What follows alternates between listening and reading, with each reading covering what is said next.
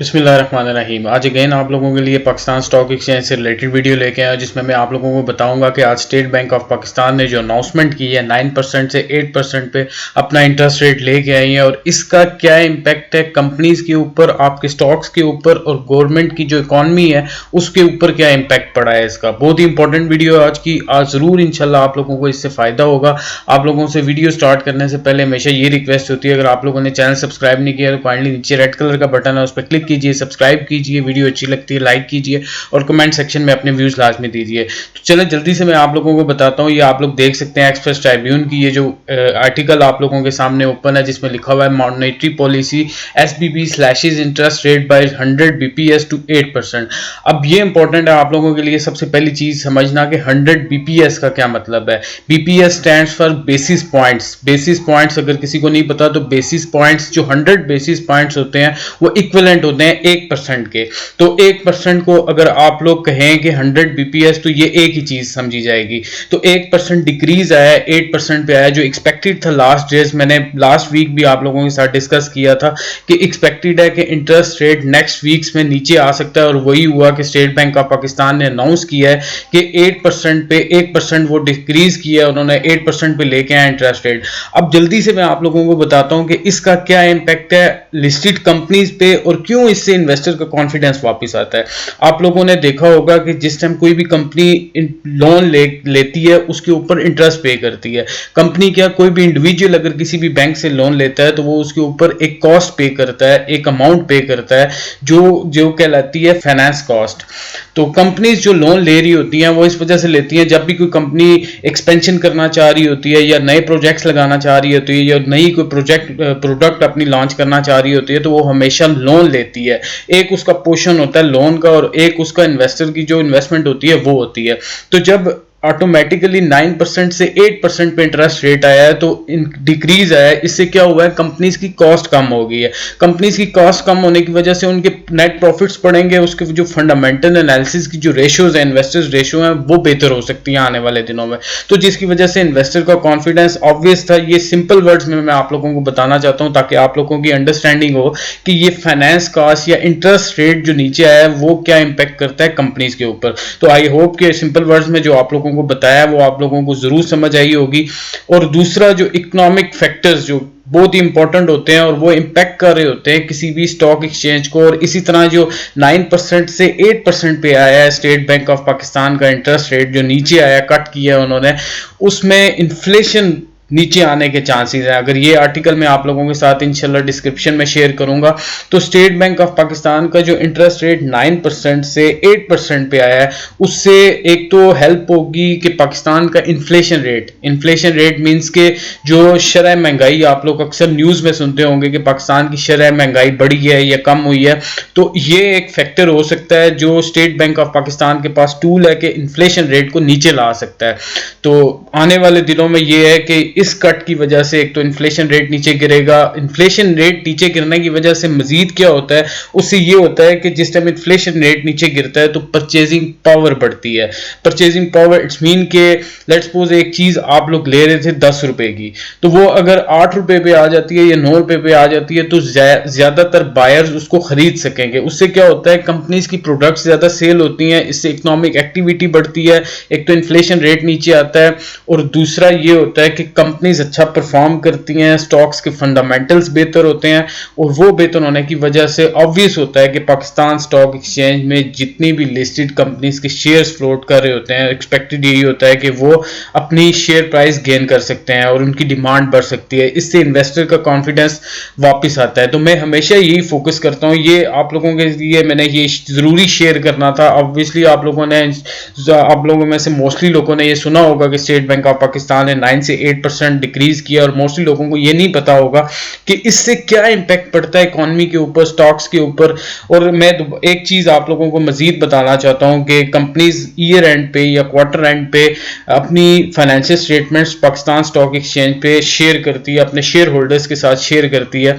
तो उसमें एक कंपोनेंट होता है प्रॉफिट और लॉस का, जिन लोगों को ज्यादा नहीं पता, उसमें एक कंपोनेंट जिसमें बैलेंस शीट होती है उस तरह से एक प्रॉफिट और लॉस का एक कंपोनेंट होता है जिसमें एक फाइनेंस कॉस्ट आ रही होती है कंपनीज की।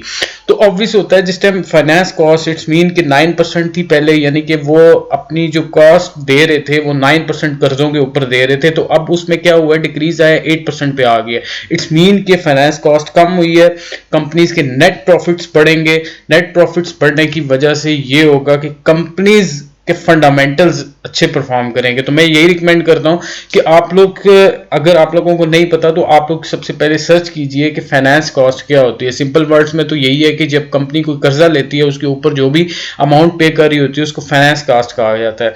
तो ये आप लोगों के लिए समझना बहुत जरूरी है, और मैं हमेशा यही कोशिश करता हूं कि आप लोगों को अच्छे तरीके से सिंपल वर्ड्स में अंडरस्टैंडिंग दे सकूं, जिससे जो वो लोग समझ सके जिनका फाइनेंस का बैकग्राउंड नहीं है, जिनको फाइनेंशियल स्टेटमेंट्स या बेसिक्स के बारे में नहीं पता, तो वो लोग बेहतर तरीके से समझ सके। तो मैं यही एफर्ट करता हूं हमेशा कि हमेशा आप लोगों को अच्छी अंडरस्टैंडिंग दे सकूं, और जो फैक्टर्स इंपैक्ट कर रहे होते हैं इकॉनमी के ऊपर, किसी भी कंट्री की या पाकिस्तान की इकॉनमी स्पेशली मैं डिस्कस करता हूं, और जो लिस्टेड कंपनीज हैं उनके ऊपर, और फिर उसके बाद इन्वेस्टर का कॉन्फिडेंस उसके ऊपर क्या रिएक्ट कर रहा होता है, और उसके बाद जो पाकिस्तान स्टॉक एक्सचेंज जो मेनली जहां पे इन्वेस्टर इन्वेस्ट करता है उसके ऊपर क्या इंपैक्ट पड़ा होता है। तो लास्ट वीक में मैंने बताया था कि इंटरेस्ट रेट कट होने की वजह से पाकिस्तान स्टॉक एक्सचेंज का KSE 100 इंडेक्स ऊपर आ सकता है। तो अल्हम्दुलिल्लाह आपने देखा होगा कि लास्ट 4-5 डेज जो इस वीक के गुजरे हैं उसमें आप लोगों ने देखा होगा कि पाकिस्तान स्टॉक एक्सचेंज का जो KSE 100 इंडेक्स है डेली बेसिस पे उसने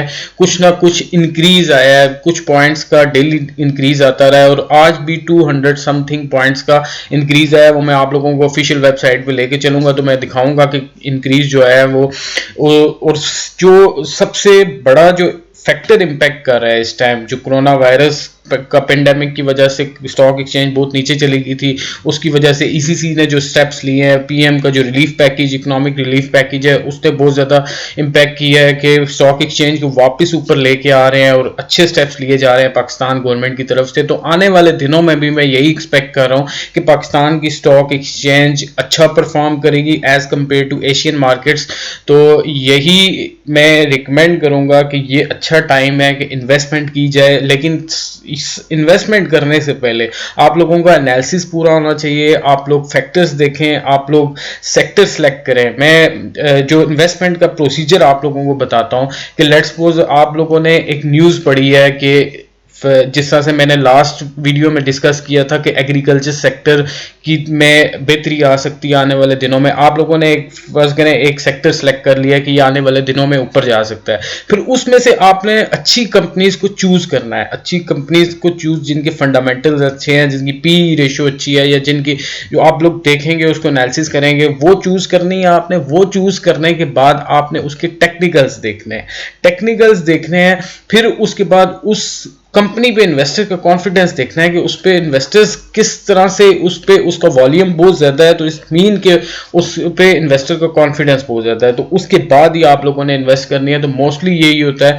कि जो नए इन्वेस्टर्स होते हैं वो इसी तरह इन्वेस्ट कर देते हैं बगैर किसी स्टडी के, एनालिसिस के, तो वो उनको मोस्टली लॉस हो जाता है। तो स्ट्रेट जो पाकिस्तान स्टॉक एक्सचेंज है आप लोगों को अच्छी अर्निंग दे सकती है अगर आप लोग पूरे एनालिसिस के साथ करेंगे। जिस तरह से ये रेट कट आया 9% से 8% पे आया, तो ये KSE 100 इंडेक्स को ऊपर लेके जाएगा। और ओवरऑल आप लोगों की जो इन्वेस्टमेंट है, जो अगर डाइवर्सिफाइड इन्वेस्टमेंट कोई इन्वेस्टर करता है, यानी कि काफ़ी सारे सेक्टर्स में इन्वेस्टमेंट करता है, तो वो एक्सपेक्टेड यही है कि उसकी इन्वेस्टमेंट ऊपर जा सकती है। और जो एक सेक्टर थोड़ा सा अंडर प्रेशर हो सकता है वो बैंकिंग सेक्टर हो सकता है इस न्यूज़ की वजह से, क्योंकि रेट कट जब भी होता है वो अफेक्ट करता है बैंकिंग सेक्टर को नेगेटिवली, क्योंकि बैंक्स जो होते हैं वो पैसा कमा रहे होते हैं इंटरेस्ट रेट से। आप लोगों ने सुना होगा, आप लोगों में से मोस्टली को पता होगा कि इंटरेस्ट रेट से ये पैसा, जो ही इंटरेस्ट रेट नीचे गिरता है, काइबोर नीचे आता है या इंटरेस्ट रेट नीचे आता है, तो इनका रेवेन्यू कम होता है। तो इस वजह से बैंकिंग सेक्टर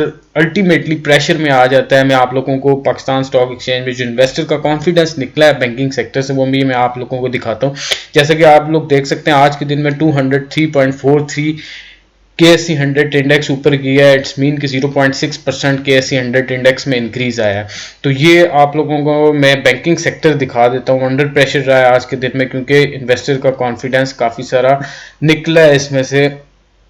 ये आप लोग देख सकते हैं काफ़ी सारे जो स्टॉक्स हैं बैंक्स के, ये इन्होंने अपना शेयर प्राइस लूज़ किया है। ये सिर्फ और सिर्फ ये है कि ये जो पॉलिसी अनाउंस की है स्टेट बैंक ऑफ पाकिस्तान है तो उसको नेगेटिवली हिट किया है कमर्शियल बैंक्स को। तो आज की वीडियो यहाँ तक की। तो मेरी यही कोशिश होती है कि आप लोगों को अच्छे से अंडरस्टैंडिंग दे सकूं कि आप लोग एलिजिबल हों, कि आप लोग खुद से एनालिसिस कर सकें, खुद से अच्छे स्टॉक्स पिक कर सकें और आप लोगों को पता हो कि मार्केट कहाँ पे जा रही है। तो आज की वीडियो यहीं तक कि मिलते हैं नेक्स्ट वीडियो में। मैं इंशाल्लाह कोशिश करूंगा कि मजीद आप लोगों को इसी तरह की अंडरस्टैंडिंग देता रहूं। और लास्ट में आप लोगों से ये रिक्वेस्ट है कि अगर आप लोगों ने व्हाट्सएप ग्रुप में शामिल होना है तो नीचे जो कमेंट सेक्शन है वहाँ पर आप लोग अपना नंबर शेयर कर सकते हैं। मैं आप लोगों को व्हाट्सएप ग्रुप जो हमने बनाया है, क्योंकि मैं चाह रहा हूँ कि कम्युनिटी बिल्ड करूँ जहाँ पे हम लोग शेयर करें अपने व्यूज़ को। जो चीज़ मुझे नहीं पता वो आप लोगों को पता है तो आप लोग शेयर करें, आप लोगों को नहीं पता तो मैं कोई चीज़ इस तरह की है जो शेयर कर सकता हूँ आप लोगों के साथ ज़रूर शेयर करो। तो अभी तक इतना ही, मिलते हैं नेक्स्ट वीडियो में। अल्लाह हाफिज़।